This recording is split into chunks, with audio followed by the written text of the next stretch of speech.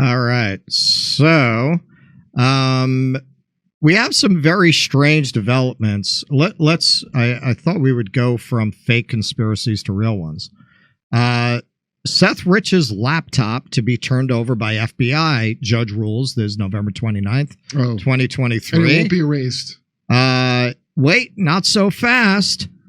FBI defies court order, refuses to turn over Seth Richs evidence to attorney. Oh, that's not because of any reason. No, nothing to see here. Attorney Ty, they gave it to Ray Epps. Attorney Ty Clevenger is the bulldog attorney who has been after the DOJ and FBI for years to get to the bottom of the Seth Richs murder. Clevenger also investigated who supplied the DNC and Podesta emails to the DNC during the 2016 election cycle. After years of denying they had anything related to Seth Richs, the FBI and DOJ were caught lying over and over again. In September 2023, a judge finally demanded the FBI and DOJ provide all they had regarding Seth Richs to attorney Clevenger. The FBI responded requesting another 66 years before releasing the information. They wanted it moved out like the JFK assassination reports. Then in late November, a federal judge ruled the FBI must hand over evidence regarding former DNC employee Seth Richs' murder to Ty Clevenger. Judge Amos L. Mazant ruled the FBI must hand over Richs' personal laptop, work laptop, a DVD, and thumb drive within 14 days. It's now been over 40 days since this ruling came down, and the lawless Chris Wray FBI has defied the court order. Attorney Clevenger tweeted this out late last night. Just when I think the FBI can't get any more arrogant or lawless, there's this from the Seth Richs case. Can mainstream media reporters like Oliver Darcy, Andy Kroll, and Isikoff finally admit that none of this passes the smell test, that maybe they got duped? The current FBI brass believe they are above the law. This will only stop when there are legal ramifications for their lawless actions. That was from Trump. I'm kidding. Trump. I was going to say. That was very Trumpian. My question is simple. This is from Amuse on Twitter, or X, formerly known as Twitter. Why is the FBI so committed to keeping the American people from seeing the laptop of a 27-year-old political staffer who held no security clearances? Seth Richs died 8 years ago. Why is the FBI defying the court's order? Ooh, I know. That's an excellent question. Because Why? it's vital to. It's like a load bearing to several narratives. Not seeing that. It's a load. It's a load bearing wall. Yeah, it's absolutely a load bearing wall because there's so many things that are held up. It's a load bearing wall to the entire Democratic Party narrative of the last 8 years. Julian Assange things coming up. I mean, there's a lot riding on this.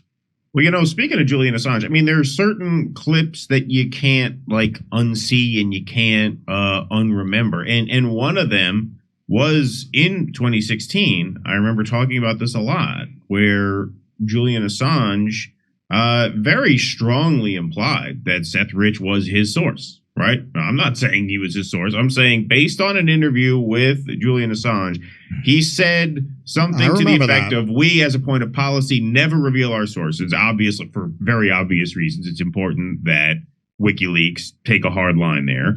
But everything he was saying, I remember that. He strongly implied they whacked him.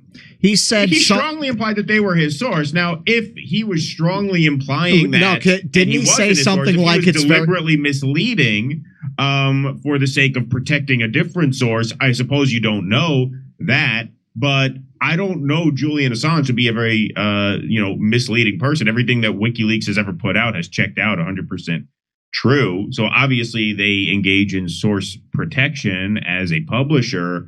But I can't think of a time when he's consciously misled the public in that way. And so that always sort of stuck with me. All of this, obviously not having come out yet. But I remember that was in 2016. Didn't he say something like it's very dangerous or something to be a source? Our sources put themselves at great risk. Yeah, and then they asked, well, is Seth Richs? And he says, we don't reveal our sources, but our sources put themselves in great danger sometimes to give us information. But the obvious implication was that, yes, he was the source. Right.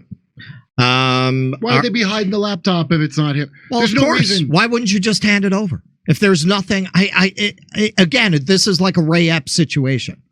Like, what other interpretation is there other than that there is more to this than people were led to believe? Why on earth would the FBI want 66 years? I mean, that's JFK shit. 66 years. Who were you protecting? You're protecting somebody. I bring this up a lot. Like, the lower end ones are 20 years. The higher end ones are 60 and up. Yeah. Also think, I mean, who was Seth Richs? He was a staffer who supposedly was killed in a random murder, right? He was killed at a gas station. So, yeah, I mean, why wouldn't that? Why wouldn't you? Why do they need his laptop at all? Be disclosable at this point? Yeah. And why lie about having it? Apparently, they lied about having it in the first place. Right. This is why we say people with, because now they just casually announce UFOs are real on a regular. But let's say they did find a spaceship with an alien in it. Do you think they would tell you?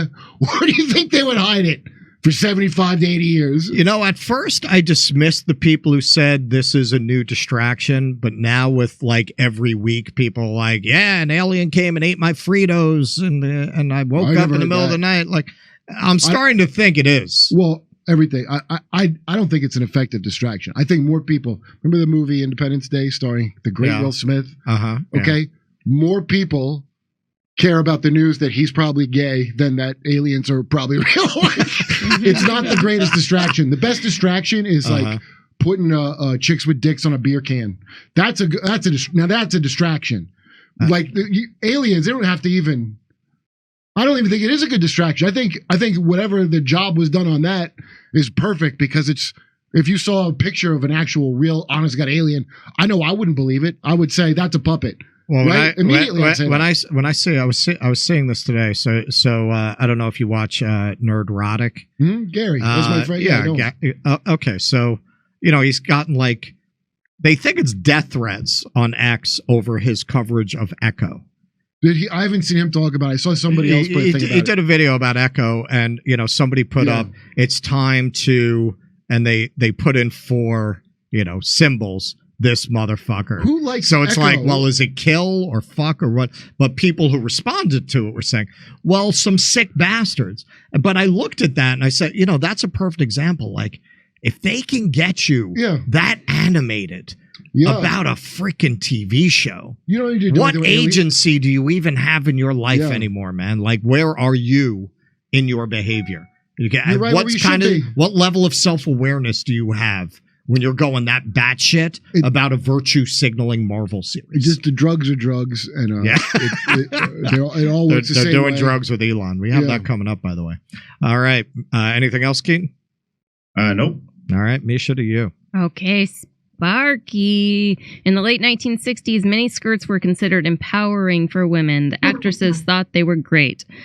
Contrast that to Victorian times when women's attire couldn't even show an ankle. Thank you, Sparky. Back in the radical Islam times of the West. Like Smasher, Vivek wants to end Congress trading stocks. Once term limits the left is captured, let's join forces. 4 years end FBI. Good luck, Vivek, with that. Many have tried. Unvaccinated guy. Kurt survived Jamestown by swishing the Kool-Aid, but that made his teeth fall out at the gum, so he now uses Tic Tacs and chiclet gum to form a grin. Jamestown or Jonestown? Jamestown. This is Jamestown. What's Jamestown? Is that Raleigh? Is that the? I don't know. Wait, what is the Jamestown Massacre? I don't know what the hell. That was the one where they used Mountain Dew instead of Kool-Aid. It was so bad, Kurt, you forgot. They used Weilers. Your teeth falling out. Back to Russ.